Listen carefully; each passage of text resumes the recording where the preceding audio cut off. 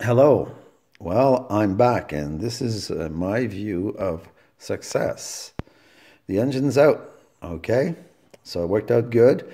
Uh, where I was removing the torque converter bolts with the long extensions from the front. As you can see, that worked out good, except that there's 6 bolts. I mean, I was expecting 3 and hoping for 3 instead of 4. This guy is 6. So turn the crankshaft by the forward damper nut, a sixth of a turn, remove, repeat 6 times, and there you go. That was done. The 9 or 10 bolts of the bell housing, the one that was a problem was this one over here. Okay, and that one I'm not putting back. I don't care. They just got too many of them anyways.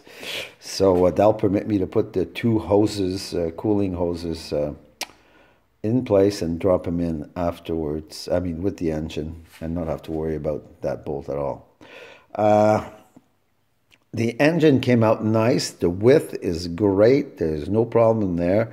No problem with bringing it forward and unhooking from the transmission, which right now I got my jack, pump jacks in the middle of the oil pan with a plywood on it, the transmission pan, so it's held there, like in place. The coolant lines for the tranny are down there. Didn't have to move them, just removed the 1 bolt that was bolting it to the block. The compressor also still hooked up, still charged, just hit it sitting there, wasn't in the way. Radiator is still there, and hood is still there.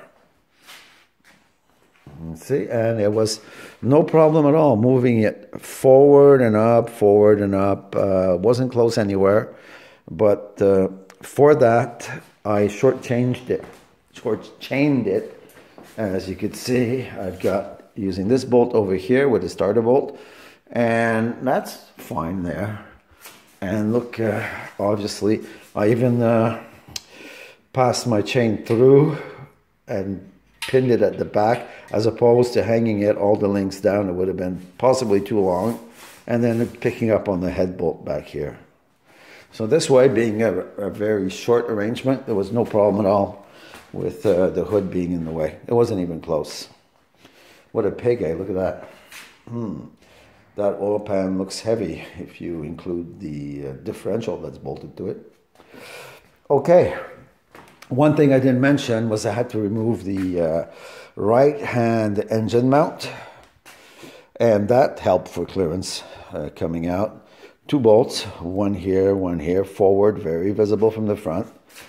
3 bolts at the back, they're all 15, and a 21 for the upper and lower bolts. And the trick here, if you don't have a deep 21 because of the stud length here being so long, you need a deep socket. Use a spark plug socket, 13/16. It's the same as 21, and that's how I got those out real easy. Otherwise, I wouldn't have had a 21 deep socket. So, yeah, it's been a success, and I'll be putting up a video in a little while about the teardown of the 3.6 CTS 4 engine. I expect to find a spun connecting rod bearing. All right. Thanks for watching, and I hope it helped.